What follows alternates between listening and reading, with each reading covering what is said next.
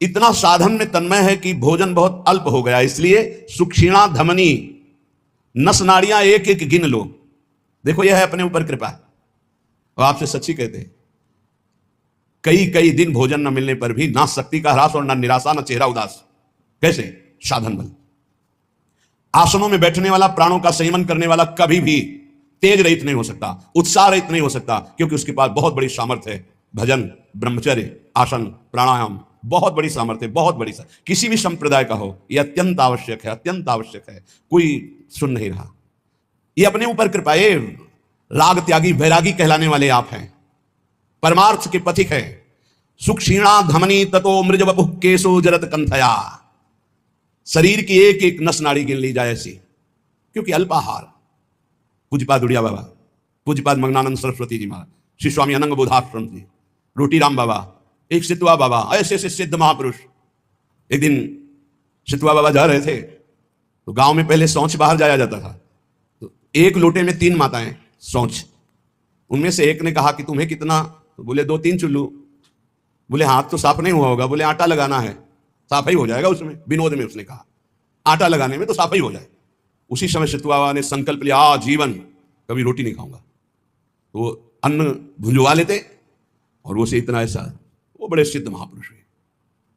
रोटीराम बाबा, जिस समय प्रधानमंत्री इंदिरा गांधी थी, ये दर्शन करने जाया करती थी, जिससे देवरा बाबा के बड़े सिद्ध महापुरुष रोटीराम। बस हाथ में ऐसे रोटी ले ली, बस उसी को बस। ये 56 प्रकार के भोग प्रियालाल पावे। देखो स्वामी जी उत्तम भोग लगाए, मोर मरकट को सेवैं। ऐसे प्रसाद बिहारी जी का ले लेते हो सब। आप चना पाके, हे भाई कमाने आए हो, लक्ष्य पे तीर एकदम अमोघ बाण की तरह जाना चाहिए। यही समय कमाने का, यही समय कमाने का, यही समय गंवाने का है। जिसकी जवानी तप में, उसकी वृद्धावस्था महान आनंद में। जिसकी जवानी भोग में, उसकी वृद्धावस्था दुर्गति में। कागज में लिख लो। और जिसका प्रारंभ से भजन उसका अंतिम भगवदाकार निश्चित। जिसका प्रारंभ विषयाकार, अंतिम बदलना बड़ा कठिन। ये जीवन की बातें कह रहे हैं। सुक्षीणा धमनी ततो मृज वपुः।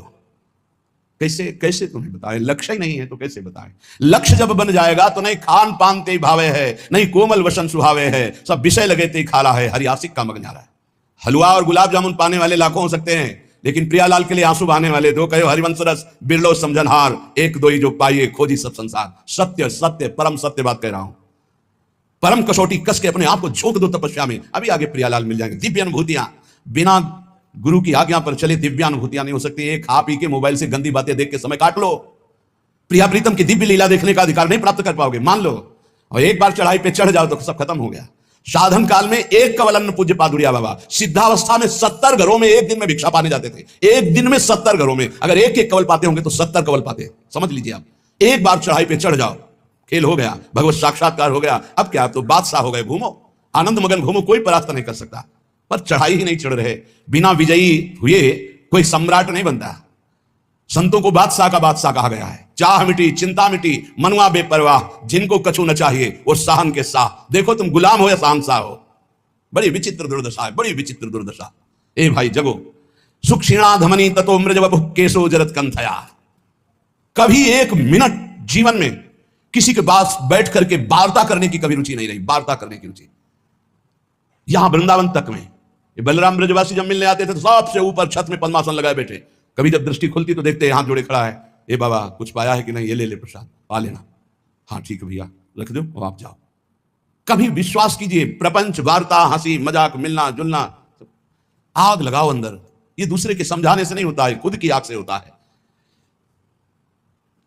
नई अवस्था है आपकी, या परमार्थ में चल रहे हो, चाहे गृहस्थ हो चाहे विरक्त हो। ये पेट बढ़ने का मतलब है साधन विहीन जीवन कर लेना। सिद्ध पुरुषों के पेट बढ़े तो आनंद तोंद है, आनंद उनकी कोई बात नहीं। अभी कुछ देखा ही नहीं है, बढ़ने लगा इस चर्बी और मांस और ये सब, बिल्कुल नहीं, बिल्कुल नहीं।